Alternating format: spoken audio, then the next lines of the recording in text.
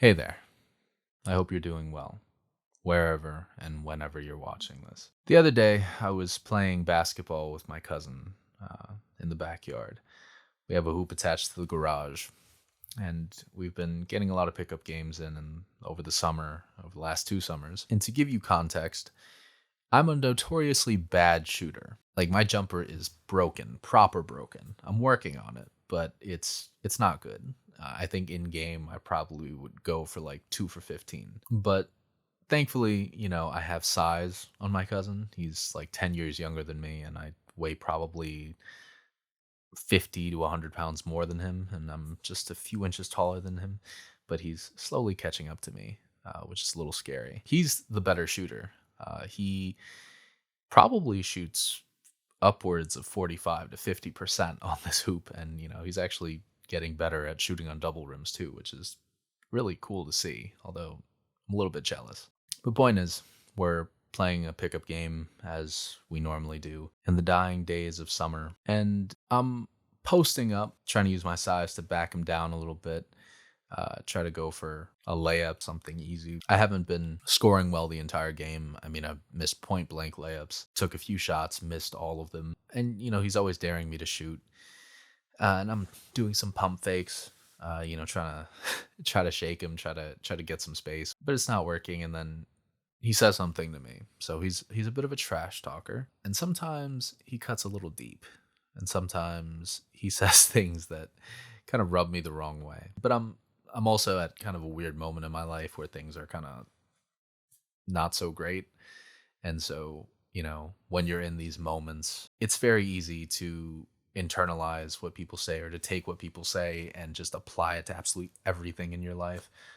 Or maybe that's just me and my crazy brain. So he says to me, "What's the point of doing all that? Why even try? Because odds are I'm going to miss the shot." But for reasons I cannot explain, I decide to channel my inner Mamba mentality and I shoot a ill-advised fadeaway from the right corner of the basket. We call it a three, I guess, even though we have a really small backyard and it's really just a driveway, so it's nowhere near NBA three length. It'd be kind of in the mid range, and he gets a pretty good contest on it too, hand in my face and everything.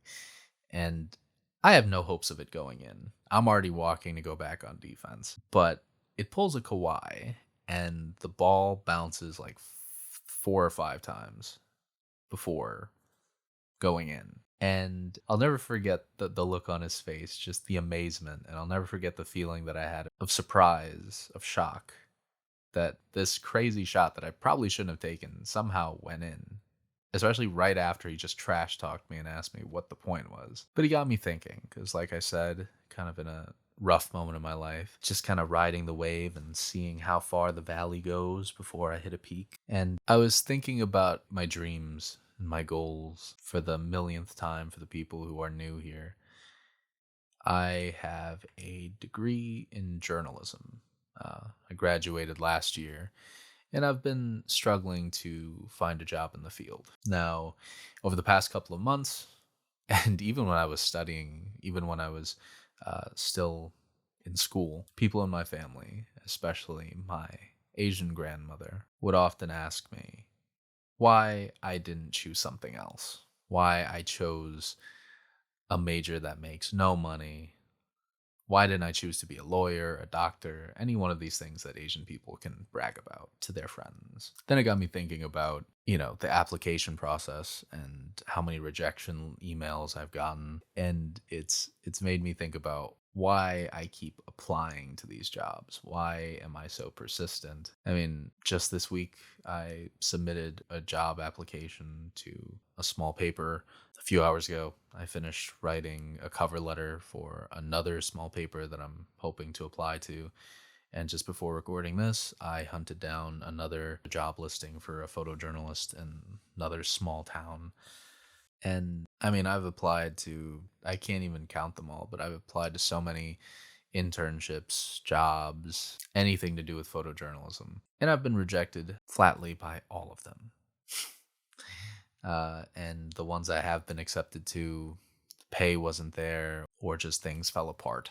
And in this time, I've had family and friends try to hook me up with jobs, although everything, like I said, just nothing is working out right now. But I've also come across opportunities that, I could pursue that would make much more money than I would with an entry level journalism job. And the hiring process would be pretty immediate. I think about, why do I keep pushing forward when there's something more lucrative right there? I think the parallel with the basketball scenario is, why do I take this shot when I could just try playing in the post and just playing smarter and try to go for a hook shot or some sort of layup, sky hook, even though I don't have that in my bag. Sometimes I do ask myself the same question: what is the point? Why do I even bother? When you look at these applications or you look at these job listings and they're looking for 3+ years of photojournalism experience, or they're looking for all these things that I'm not sure I necessarily have, even though I know I have the skill set to contribute to a team, to tell stories and to take pictures and to report. Why do I keep applying for these things with my percentages being even worse than what they are with shooting? If I'm 3 for 15 in shooting hoops, I am maybe 1 for 30 on these, internship job opportunities. So over the years, I have asked myself the same thing: what is the point? Well, the best answer I can give myself is that for all I know and for all we know, we only get one shot at this life. Whether or not you believe in reincarnation, going to heaven, what have you, we can all agree that right now, the lives we are living are not only finite, but we only get one shot. Whatever we do in this lifetime is what we do. We cannot go back.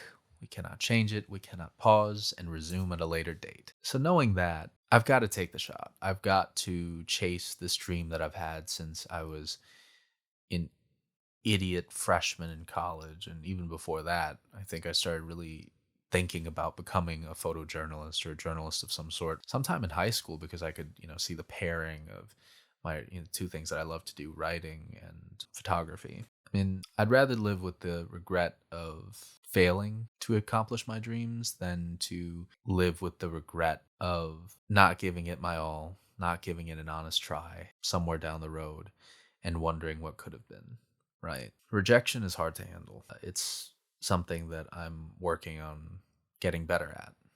Hearing no still sometimes irks me, but it really shouldn't in life. A no is not the end of the world. Hearing no is something that you need to grow a thick skin to, and you need to learn how to not take personally. Something I need to learn how to not take personally. And I'm getting better. I mean, over the years, I've gotten so many rejection emails. I can tell you from the subject line whether or not it's going to be a yes or a no. But that doesn't mean it gets any easier.